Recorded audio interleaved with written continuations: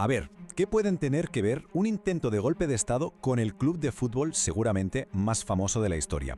Pues hoy nos metemos de lleno en una de las conexiones más extrañas y comentadas de la historia reciente de España, la que podría unir de alguna manera al Real Madrid con el 23F. La pregunta es que es muy directa y casi te diría que hasta provocadora. ¿Es posible que el intento de golpe de Estado más conocido de España tenga algún tipo de vínculo secreto con su club de fútbol más famoso? Vamos a ver qué evidencias hay y sobre todo qué sombras rodean toda esta historia. Para intentar responder, hemos querido abordar esto como si fuera una investigación periodística. Nos hemos puesto a bucear en los archivos de uno de los días sin duda más oscuros de la democracia española, aquel 23 de febrero de 1981. El punto de partida, claro, solo podía ser uno, la evidencia pura y dura, los papeles. Se han revisado, ojo, 153 documentos del gobierno que ya están desclasificados. Se han rastreado transcripciones de llamadas, informes de inteligencia e incluso los análisis que hizo el CSID, el antiguo servicio secreto, después del golpe. El objetivo era muy sencillo, encontrar un solo nombre, una sola palabra que conectara estos dos mundos. Y bueno, después de empaparse de toda esa documentación oficial, después de buscar cualquier rastro, cualquier dato objetivo, la conclusión a la que se llega es bastante sorprendente por lo clara que es.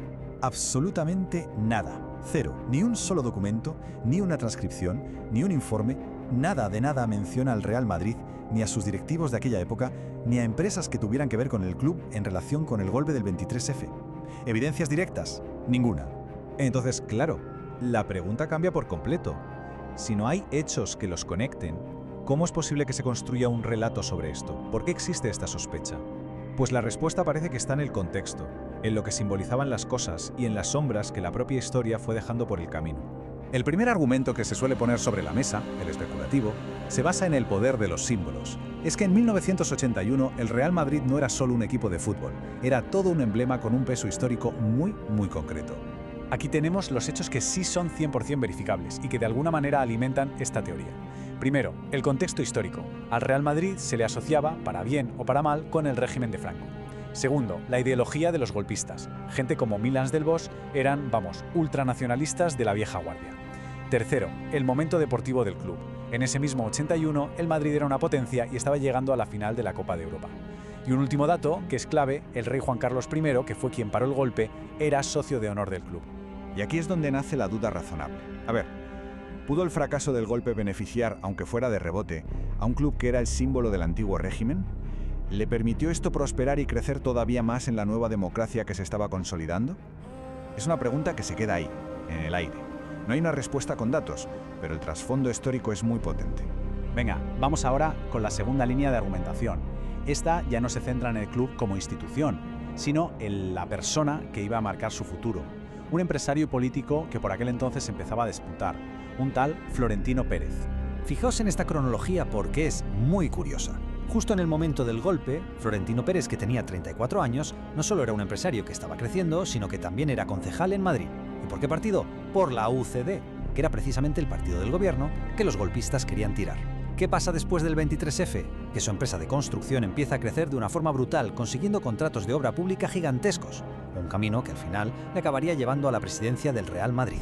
Es que aquí se ve muy claro el cruce de caminos. A ver, si el golpe hubiera salido bien, Pérez, como político del gobierno derrocado, pues lo más seguro es que hubiera caído en desgracia. Pero, como el golpe fracasó, la democracia se hizo más fuerte, el país necesitaba infraestructuras a lo bestia y su empresa se convirtió en un gigante. Así que, visto en perspectiva, el resultado del 23F parece un punto de inflexión total en su carrera. Y aquí está el meollo de la cuestión. ¿Su ascenso, que fue meteórico, fue simplemente porque era un genio para los negocios? ¿O se vio favorecido por estar, en el lado correcto de un sistema que estaba naciendo justo de las cenizas del 23F? Una vez más, no hay pruebas, solo una cadena de acontecimientos que cuanto menos es muy oportuna. Y todo esto nos lleva a la última capa de este misterio, a las cosas que no están claras, a las preguntas sin respuesta que se esconden precisamente en lo que los documentos oficiales no cuentan. A veces, lo que los papeles no dicen es casi más revelador que lo que sí dicen. Se habla de empresas de forma muy vaga, pero sin dar nombres. Se sabe que hubo 6 agentes de inteligencia implicados que nunca llegaron a ser procesados. Se sabe que gente importante del golpe, como el general Armada, tenía muchos lazos con las élites económicas de Madrid. Pero lo más curioso de todo es que no hay ni una sola mención al mundo del deporte. Y aquí es donde la especulación, lógicamente, llega a su punto más alto. La teoría de algunos es que ese silencio es en sí mismo sospechoso, que el hecho de que se omitan por completo ciertos sectores en un evento que quería rediseñar el poder en España es una pieza más del puzzle. Hay una frase que resume muy bien esta idea: el poder siempre toca al Madrid. Lo que viene a decir es que una institución tan grande, tan influyente, tan conectada con las élites políticas y económicas de siempre, no podía ser del todo ajena a la mayor crisis política de la democracia.